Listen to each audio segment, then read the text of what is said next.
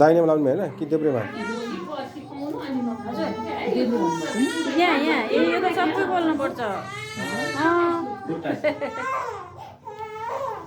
अहिले फेरि खोप लगाएर लाउनु गाह्रो हुन्छ होला अनि यो आमाको नाम लेखेर चाहिँ निमायाङजी होइन अनि फुटासी शेर्पा चाहिँ बच्चाको लेखाएर हुन्छ क्या देब्रेमा होइन उसको फर्स्ट डोज लगाएर चाहिँ सेकेन्ड लाउनु पर्यो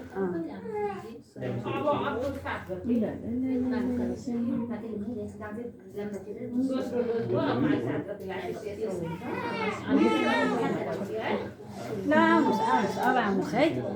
अलिअलि रुनुहोस् ल अलिअलि रुनुहोस् अलिअलि हात बनाइदिनु है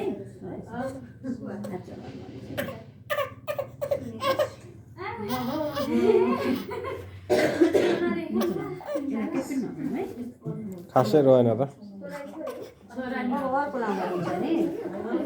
यहाँ कपास लाउनु पर्यो नलाइने अहिले ब्लड आयो भने पुस्दिने मात्रै हो बिस्तारै यो यहाँ पर्नु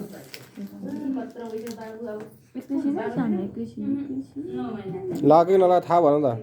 अहिले रुन्छ नि त अर्को लाउँदाखेरि त्यो अलि धेरै भयो त्यो लगाउने बाहिर मात्रै हो होइन यो अब भित्र लाउनु पर्यो अनि भित्र डिपमा लाउँदा त हुन्छ नि खुट्टा समाइदिनु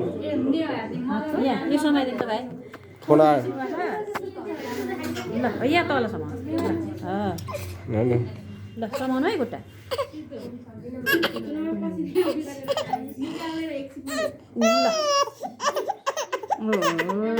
ल यहाँ समाइदिनु ल मिठी खाइदेऊ ल